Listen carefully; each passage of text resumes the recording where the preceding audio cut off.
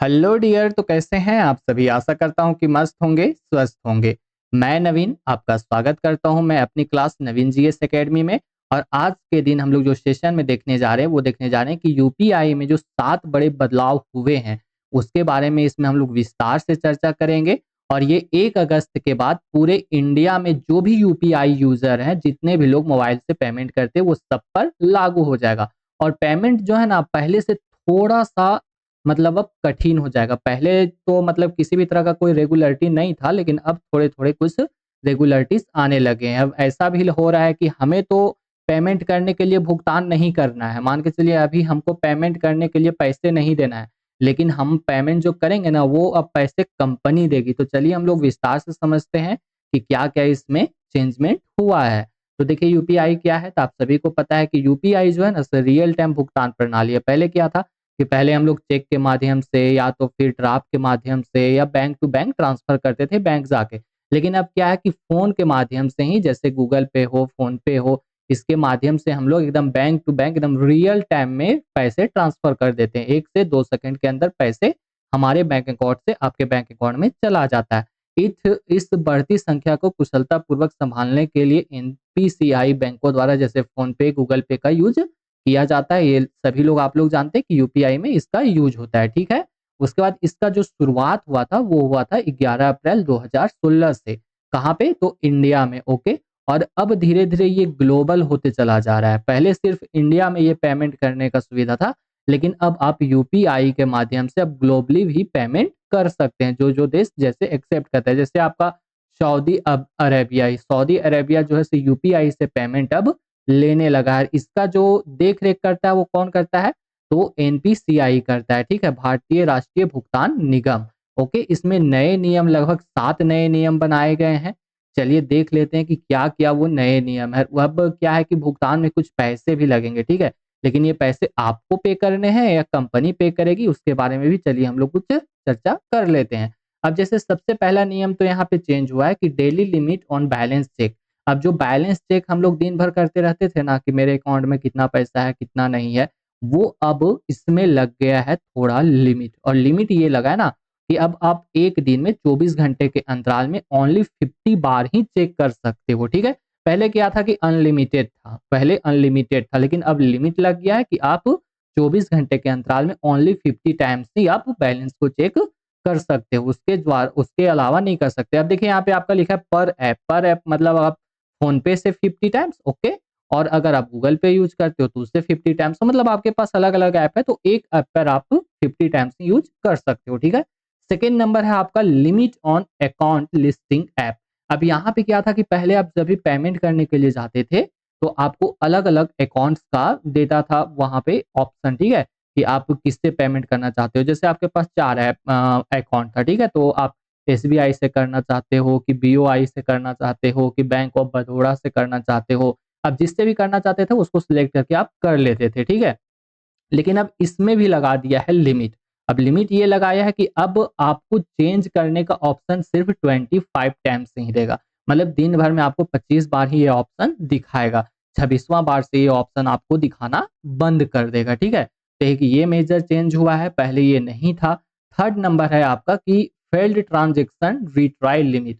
पहले क्या था कि अगर ट्रांजेक्शन फेल हो जाता था, ठीक है, तो हम लोग जितना मन होता था उतना बार रिट्राई करते रहते थे, ओके, कि चाहे कुछ भी हो जाए रिट्राई करते रहते थे। तो देखिए फेल है सो आपका होता था, मेजर फेल इसलिए होता था कि लोड बढ़ जाता था।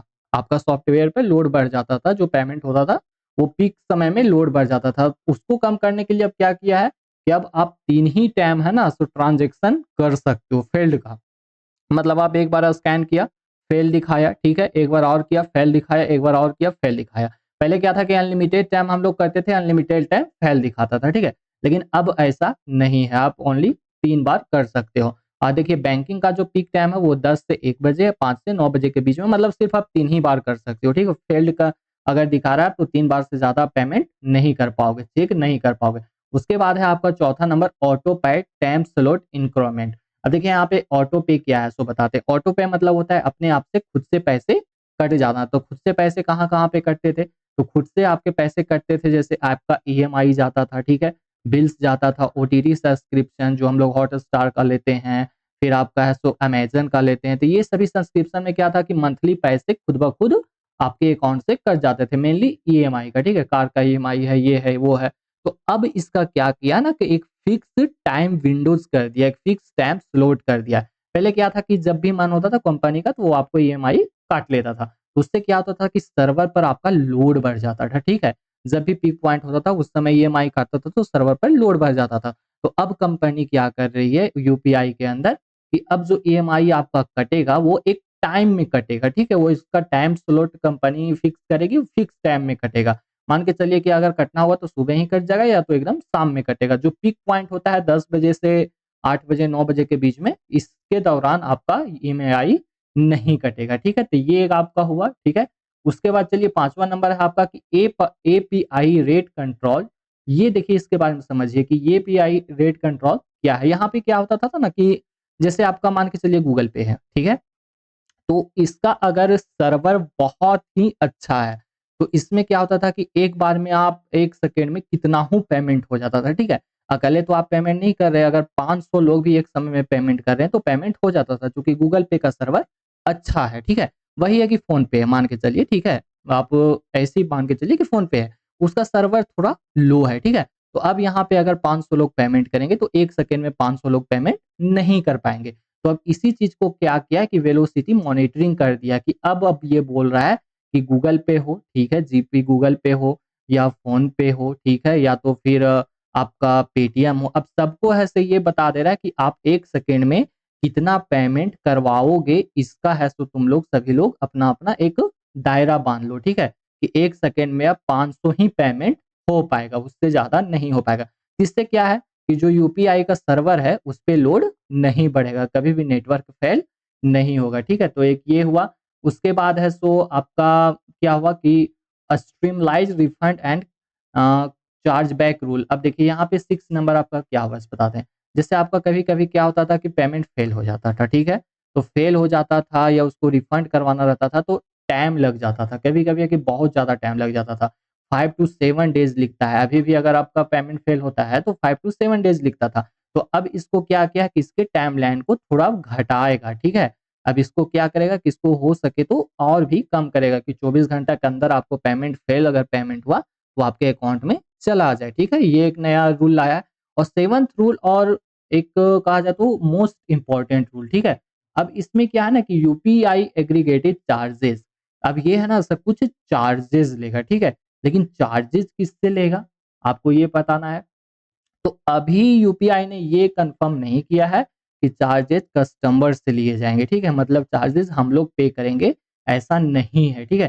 चार्जेज़ अब लिया जाएगा कि जैसे रेज़र पे, कैश फ्री, फ़ोन पे बिज़नेस, ये सभी जो चीज़ें हैं ना, जिसके माध्यम से हम अभी तक यूपीआई कर रहे थे, अब ये लोग चार्जेज़ देंगे किसे? तो बैंक को, ठीक है? अब जिस बैंक के साथ है सो इनका मतलब गठबंधन होगा, उसको ये चार्जेज़ देंगे। जैसे मैं फ़ोन पे यूज़ कर रहा हूँ, ठीक है? मेरा बैंक है एसबीआई, तो मैं चार्ज नहीं दूँगा फ़ोनपे को, ठीक है? फ़ोनपे से अगर मैंने पेमेंट किसी और को किया तो कुछ एकदम मतलब मान के चलिए कि 1000 किया तो 0.001% चार्ज इसको ये है सो एसबीआई को पे करेगा। तो चलिए ये था 7 मोस्ट इम्पोर्टेंट जो कि रूल्स में चेंजमेंट हुए हैं, जो कि सभी को जानना चाहिए और बहुत ही शालीनता से मैंने आपको बताया है, तो हो सके तो इसे आप किसी के साथ शेयर ज़रूर करें और पसंद आए तो लाइक ज़रूर करें। धन्यवाद।